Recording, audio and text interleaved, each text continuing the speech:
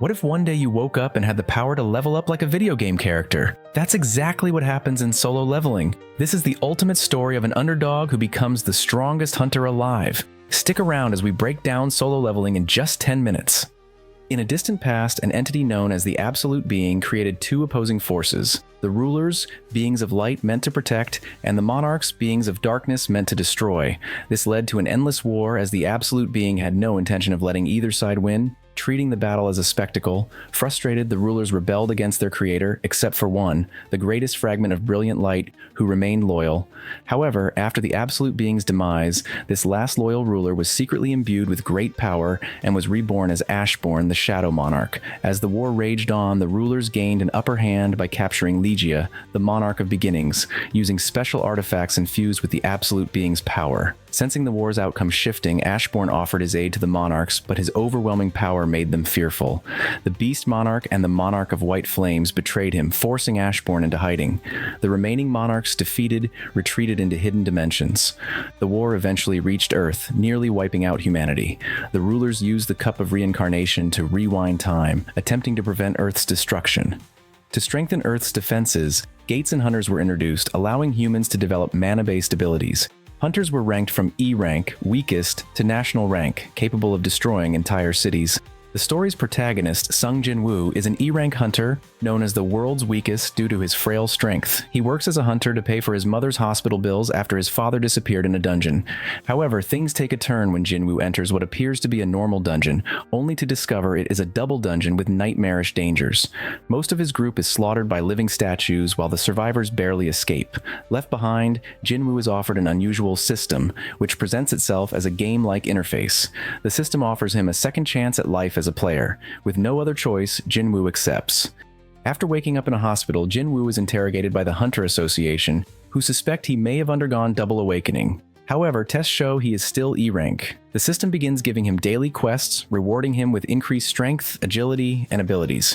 Over time, he becomes stronger, gaining muscle, height, and skills far beyond ordinary humans. Broke but now physically stronger, Jin-Woo joins a C-rank dungeon raid alongside a wealthy young hunter, Yu Jin-Ho. The group betrays them, locking them inside with the dungeon boss. However, Jin-Woo single-handedly kills the boss and eliminates the traitors. Jin-Ho, impressed, offers Jin-Woo 30 billion won in exchange for helping him establish a new guild. Jin-Woo receives a special mission from the system, a job change quest. Surviving against a dungeon's bosses earns him the Necromancer class, allowing him to resurrect enemies as shadow minions. His first major shadow servant is Igris, a powerful knight. While visiting his sister's school, Jin-Woo helps a student named Han Song-yi, who aspires to be a hunter. He takes her to a training session hosted by the White Tiger Guild. However, the dungeon's gate turns red, trapping them inside. Jin-Woo uses his new powers to defeat the monsters and gains two more major shadows, Tank and Iron.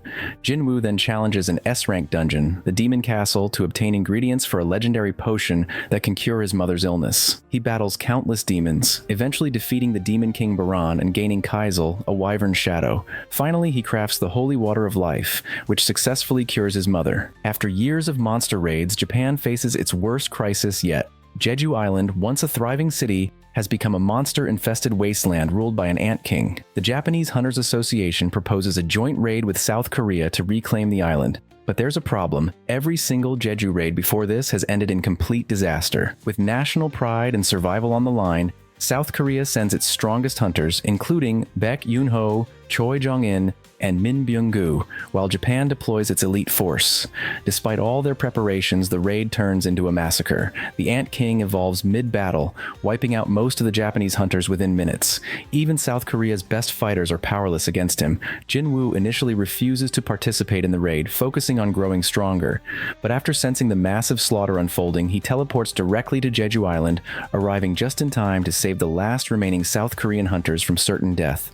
What follows is one of the most legendary battles in Solo Leveling history. Jin-Woo faces the Ant King alone and absolutely demolishes him in a duel. The monster, which had effortlessly wiped out entire armies, finds itself overwhelmed by Jin-Woo's sheer power. The battle ends with Jin-Woo using his shadow extraction ability to resurrect the Ant King as Baru, his sixth major shadow soldier. With Baru under his command, Jin-Woo essentially turns the former Jeju Island's biggest nightmare into his personal bodyguard. Jin-Woo's actions shock the world. Defeating an S-rank dungeon alone is already unheard of, but soloing an entire national-level threat? That's a different level of insane. The United States, recognizing Jin-Woo as Earth's strongest hunter, makes him an irresistible offer: a permanent residence in America. Unlimited resources, a power boost from Norma Selner, a special awakener with the ability to enhance hunter abilities. Jin-Woo politely declines. Instead, he forms his own guild, the Ajin Guild, with Yu Jin-Ho as his right-hand man. Meanwhile, Jin-Woo continues searching for the truth behind the system, leading him back to the double dungeon where everything started. There, he meets the Architect, the true creator of the system and a servant of the Shadow Monarch. The Architect tries to force Ashbourne's will onto Jin-Woo, attempting to make him a mere vessel. But Ashbourne, the real Shadow Monarch, makes an unexpected choice. Instead of taking over Jin-Woo's body, Ashbourne gives up his existence, transferring his full power and title to Jin-Woo. This grants Jin-Woo the Black Heart, his final evolution into the Shadow Monarch himself. At this point, Jin-Woo is no longer just an S-rank hunter. He is a god among men. Just as Jin-Woo reaches the pinnacle of power, the monarchs make their move. A massive S-rank gate appears in Tokyo, larger than any seen before. Desperate, Japan hires Russia's strongest hunter, Yuri Orlov, to contain the gate. But before they can even react, the gate shatters, unleashing a tsunami of monsters and one of the monarchs themselves, Ligeia, the monarch of beginnings. Jin-Woo arrives alone and erases everything in sight. Even Ligeia, a powerful monarch, is reduced to a shadow soldier, proving that Jin-Woo has surpassed even the highest-ranking beings. Back in Korea, Hwang Dong-soo, an S-rank hunter, seeks revenge on Jin-Woo for killing his brother. Unable to defeat Jin-Woo directly, he kidnaps Yu Jin-Ho, thinking it will force Jin-Woo to back down. Big mistake. Jin-Woo teleports instantly, annihilates Hwang Dong-soo in one attack, and turns him into Greed, his 8th major shadow soldier. This ruthless execution sends a clear message to the world: if you mess with my people, you die. As the war escalates, the monarchs begin targeting national-level hunters, eliminating Christopher Reed, USA's strongest hunter, Jonas, Brazil's strongest hunter. Meanwhile, Go Gun-hee, South Korea's Hunter Association chairman, is revealed to be a vessel for the rulers. The Frost Monarch ambushes him, and despite Jin-Woo arriving in time, Go Gun-hee dies in his arms, urging Jin-Woo to fight for humanity. Realizing Jin-Woo has fully inherited Ashbourne's strength, the monarchs launch a full-scale attack. The Beast Monarch, Frost Monarch, and Plague Monarch descend upon Seoul, their mission clear: kill Jin-Woo before he grows any stronger. The battle is brutal. Jin-Woo manages to kill the Plague Monarch, but the combined attacks of the Beast and Frost Monarchs mortally wound him. Just as he's about to die, his father, Sung Il-hwan, appears, revealing himself as a ruler's vessel. With his last strength, Il-hwan buys enough time for Jin-Woo to fully awaken Ashbourne's powers, transforming him into the true Shadow Monarch. Jin-Woo then erases both the Frost and Beast Monarchs in an instant, but at the cost of his father's life. With the monarchs of Beast, Frost, and Plague slain, the battlefield falls silent. But the war is far from over. A terrifying presence descends upon Earth. The strongest of them all, Antares, the monarch of destruction. His arrival darkens the sky as his colossal dragon army fills the horizon, each beast exuding overwhelming power. Jin-Woo stands firm. He has inherited Ashbourne's full strength, the power of the true Shadow Monarch.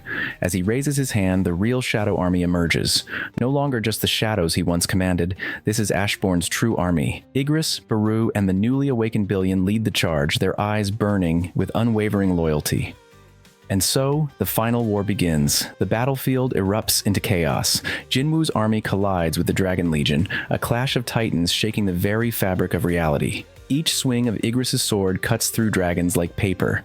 Baru, faster than the eye can follow, shreds through entire squadrons. But Antares is no ordinary monarch. With a single command, his dragons unleash torrents of hellfire, consuming everything in sight. His claws tear through even the strongest shadows, ripping the battlefield apart. Then, he faces Jin-Woo. The two titans clash, shaking the heavens. Jin-Woo's daggers of Godslayer slash through Antares' scales, but the Monarch of Destruction regenerates instantly. But before the final blow can be dealt, the sky splits open. From the heavens, the rulers descend. They had waited, observing from afar, but now, with Antares weakened, they make their move. Blinding divine spears rain down, piercing the Monarch of Destruction. Antares roars in agony, his body disintegrating under their celestial wrath. With one last glare at Jin-Woo, he crumbles into oblivion. The war is over, the battlefield is silent, the sky clears, but Jin-Woo feels no victory. Too many lives were lost, cities reduced to ruins. The world, though saved, has suffered too much. That's when Jin-Woo makes his decision. He looks to the rulers and makes a final request, the Cup of Reincarnation, the power to rewind time itself. With one last glance at the world he fought to protect, he resets everything. Time rewinds 10 years. This time, before the monarchs can ever rise, Jin-Woo eliminates them one by one in the shadows, ensuring the war never begins. No one remembers the battles, no one remembers the war, but he does, and so Jin-Woo returns to his normal life, a simple middle school student once more. Yet beneath his ordinary life, he remains the strongest being in existence. And the legend of solo leveling comes to an end, but the legacy of Sung Jin-Woo, the Shadow Monarch, lives on. If you enjoyed this recap, be sure to like, share, and subscribe for more epic content. Let us know in the comments, what was your favorite moment from solo leveling? Thank you for watching, and until next time, stay legendary.